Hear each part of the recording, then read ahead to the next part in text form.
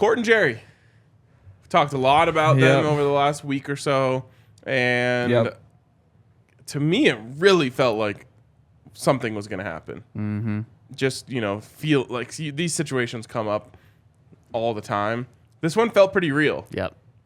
Mike Klis, though, putting an end to the fire, dousing the flames. This is what Mike Klis said last night. He said, while lots of teams have called on Broncos wide receivers, Jeudy and Sutton, including some who have been aggressive, it doesn't appear Denver is interested in moving them per source. Jerry emerged at the end of the season, and there's hope Sutton will return to 2019 form. Ugh. There is optimism throughout football side. Both will thrive under one of the game's best play callers. So there's a lot there. Definitely a what the F. And then what do you guys make of this? I think it could just be the end. Okay. That could just be the normal, reading of it. Or it could be the Broncos last little shake of the pan, are you sure you guys don't want this? I think we're good. We're pulling them back. They're coming off the table just to see if someone else is, okay, I'll give you what you want. Yep. I think they're pulling them off the table, but I also think that a week before the draft, all of a sudden there might be a little bit more buzz, because I think that if you trade them right now, it's so that you can just go get a replacement. That's why trading them right now makes sense. The replacements are basically off the board. You can go get Mecole Hardman, but when a guy gets 500 yards when he's working with Patrick Mahomes, you can't really expect him to fill in and be a big contributor. So I think that around draft time, maybe things circle back. But I do think this is the end for now. Am I crazy for thinking Patrick Mahomes doesn't throw many 9 routes? Yeah, that would be great. But I think crazy. I feel like I don't see them just go straight vertical that often. Yeah. It's deep overs and things like that, but I feel like that's what Mecole Hardman might excel at, is just, hey, run straight until you run past someone and we'll throw it to you. Very much so, yeah.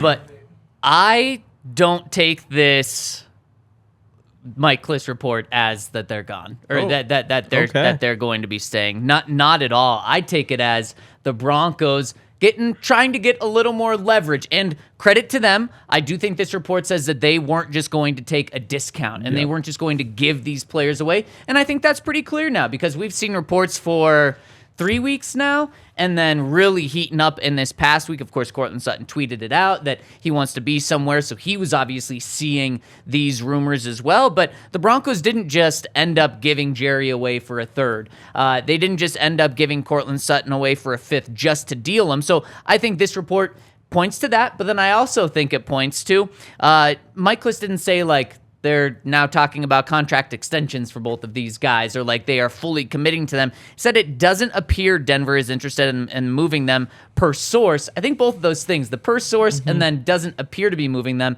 are interesting. I think this is the Broncos publicly saying to teams that we're not giving them away. So if you want them, you're going to have to give us the demand, or what we're asking for. And then on top of that, 5 hours before, Benjamin Albright put out a report saying that the Broncos are looking for a first for Jeudy or a second and a player, kind of showing that they're willing to move around, but they want kind of that first value there. I don't think things changed within 5 hours of, we're open to, dealing a little type of different with you than to just saying that they're done. So I think that they are still on the table, but credit to the Broncos, they're not just going to give them away for cheap. I was trying to think of what's a player that could be included in this deal that would move the needle in the right way for me, and I was just striking out. Yeah, I couldn't think of unless it was a receiver, which I don't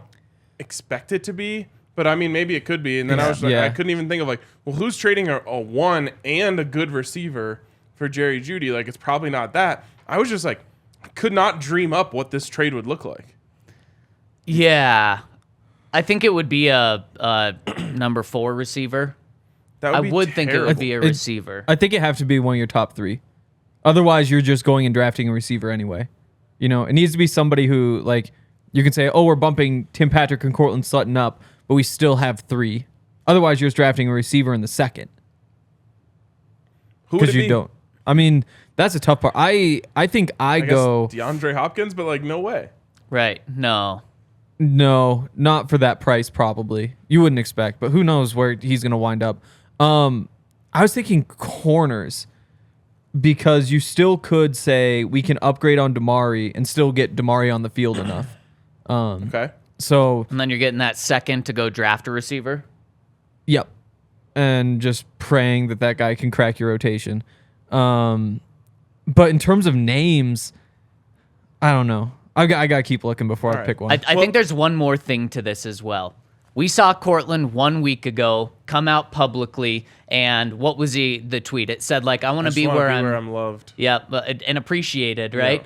Yeah. And the Broncos need to do some damage control. We haven't seen anything from Jerry yet, but I'm sure he's seen the trade rumors out there. Good job, Jerry. Very strong, good. baby. Stay strong. And with Court, it is he is frustrated or annoyed or sad or angry with the situation. This is some damage control because I think the Broncos understand we may not get what we're asking for either of these guys. They both may be back this year. So we need to start putting these things out here to try to mend the relationships with these guys while also keeping the door open. And I think that's what Mike Klis' tweet did a very good job of was, okay, we're going to keep you guys, but also, hey, you want to give a 1 for Jerry?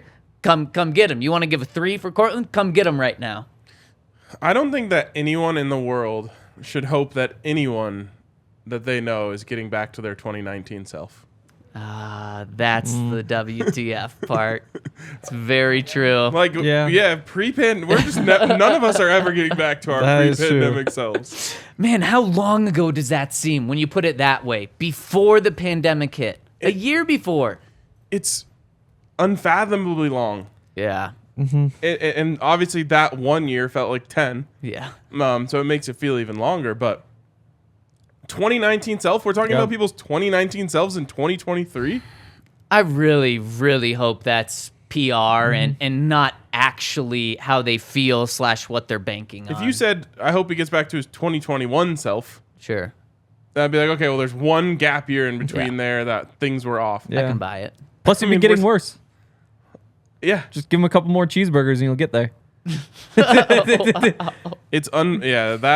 that's bad. Yeah. That's just silly to put out I just don't think 300 more yards for Courtland Sutton this year is that crazy. Like, you don't... I thought that last year. Oh, yeah, you did. But also, that was Nathaniel Hackett instead of Sean Payton. And, I think that Sean Payton alone is probably worth half of that. I think that's probably the expectation. Then you just need to bring in 2 deep balls. Or... Brandon Cooks in a second? I could see that. Or turn some of the pass interference calls into catches. That would be the other half. Well, and I guess from a yardage standpoint, I think Courtland could probably get there just because of the offense. But when I think of Courtland's 2019 self, I'm thinking of like a feeling, which is like, oh, this guy's dominant. Yeah. And I just don't think that we're ever getting that back. Because I think that Courtland Sutton 2019 season, while he did have, 1,100 yards, if we were to put... He was also playing in a bad offense with bad quarterback play. If 2019 Courtland Sutton were put in this offense that you think, I think we're thinking like 1,400 yards or 1,500 yards. Because I agree, he was dominant that season. He was dominant at 50-50 balls. Those really were like 80-20 balls. I mean, those diving catches, one-handed catches in the end zone. Yeah. So then to bring it. So I think that this year, if we're saying 1,100 yards, it's still a drop-off of what he was in 2019. Right. Significant. And even again, from the yardage, I'm not even thinking of it. I'm just thinking of the way he looked on the field, which was explosive and really difficult to defend. And it would be surprising to me if all of a sudden he just looked that way again. And the thing is, typically you have, and I think we've done a good job as we've continued to cover the team of saying, okay, if a guy's coming off an ACL, don't expect him to be 100% himself that following year. But the year after, he should be. Well, we're not talking about this being that year after. We're talking about this being the third year after the injury coming up. And we saw a full year last year where he had 2 touchdown catches in that season and just did not look like that. Yeah, I don't know. The one thing that's missing is just the jump balls. Like, everything else, I think he has back. But that's like his game. Oh, when definitely. You think of Courtland, you think of Again, that. and we've talked about this The before. only thing but Jordan's missing is the mid-range jumper. Yeah, but if he gets 2 more of those last year, all of a sudden we're saying like, oh yeah, There you go. There they were. You know, he was 3 away, 4. You know, it's not that far off. And when you're talking about such a small sample size thing, I don't know. It's the same thing as if like a good 3-point shooter plays 3 NBA games and goes 2 for 17, and you're just like, wait, oh no, does he suck now? But no, because we're not just talking about like a couple games last year. We're talking about a full season, but then also the season before that. But again, too. like in terms of the total opportunities, I don't think he was like 3 away. I think Courtland is supposed to be a guy that's catching realistically one of those every other game. But then he's going for 1,600 yards, 1,500 yards. I don't think so. Like those are huge chunk plays. I just did not see He would have been an him all-pro being if he that. did that. Okay. I mean, So other let's just say on average they're 40 yards, and you get 8 additional ones of them. That's another what? 400 yards. a little less. Yeah. 320. Yeah. Yeah. But Yeah. I mean, So then he's at 1,100. and the other thing about getting back to the 2019 numbers is now there's competition for catches. Like he has Jeudy and Tim Patrick in that room. No other Broncos receiver in that season had 400 receiving yards. Like Emmanuel Sanders was sitting there in the 360s. That's so bad. So when you get to just be that pure only option, you're getting thrown the ball over and over again, regardless of results. The numbers get inflated because of that. I can remember one moment last year where I thought, wow, Court is balling. And it was week 2 against the Texans in the first half. And I was like, oh, my God, they should just throw to him every time. I can't remember another time I felt that way. Yeah.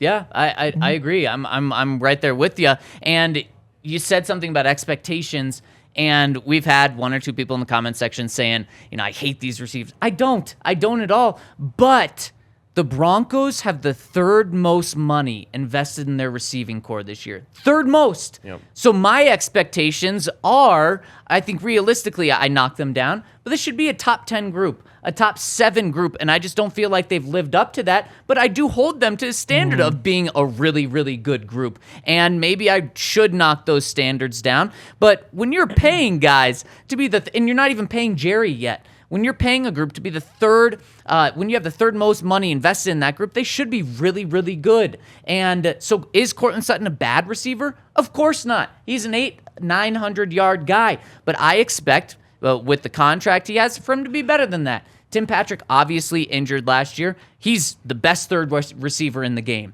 if he's not just a number 2 or a number 1. And then Jeudy, we know his potential is off the charts, and we saw it at the end of last year, but we've never seen a full season from Jerry put together. So I guess that's just where I am with this conversation of wide receiver.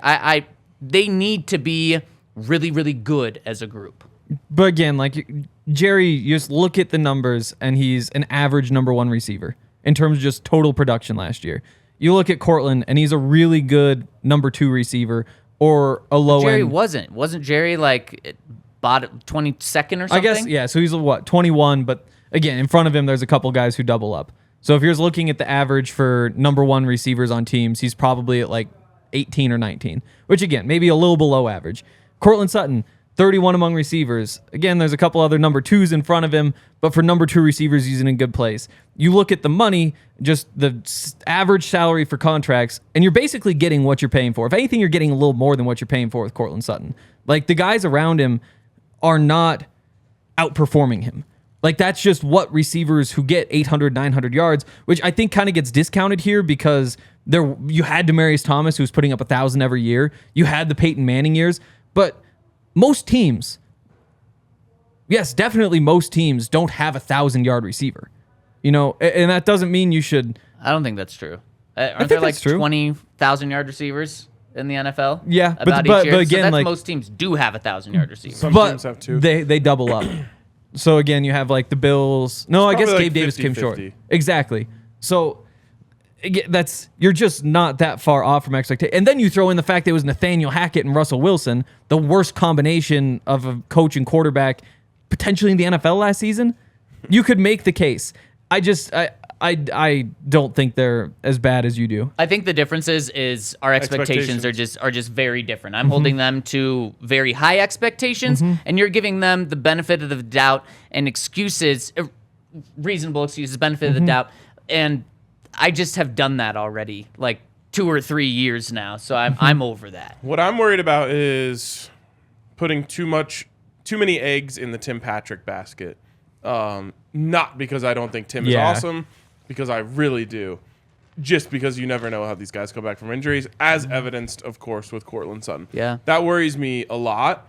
And so it's why I'm in support of the Broncos not trading Courtland Sutton if they don't get the package that they're looking for. Like, that's why I was like, a fourth, that doesn't do anything for me. That doesn't move me. Yeah. I would much rather just have Courtland as Yep. Tim insurance, Yep. which is kind of crazy and maybe even a backwards way of thinking of it, but that's the way I'm thinking of it. And all the reports, first of all, we got to go back to Russell Wilson talking about Tim Patrick. He mentioned him first Yep. anytime he ever talked about his wide receivers. Yep. Then he was taken away from him, which certainly impacted things last year. And now all the reporting out there is essentially that Sean Payton loves and adores Tim Patrick and kind of envisions him in that Michael Thomas role Yeah. more than Courtland. So I don't want to have my offense riding on Tim coming back and being himself. So I'm cool with keeping Courtland, and I'm never hoping he's getting back to 2019 self, but I'm happy with Courtland. As long as we're not expecting him to be the X receiver, the number one guy, Yeah. I'm fine with him bringing 800 to 900 yards next year, and adding to the offense. And that's very fair. And you don't get better as a team by dumping good players for worse things coming back. So you don't get better by trading Courtland Sutton for a fifth, unless you defy the odds in the draft and you're able to get a really good player in the fifth. But odds say, 10% that's going to happen. So I do think the Broncos are doing the right thing by not just dumping them. There's one reason why you would dump one of these guys, and that's to free up money. Yep.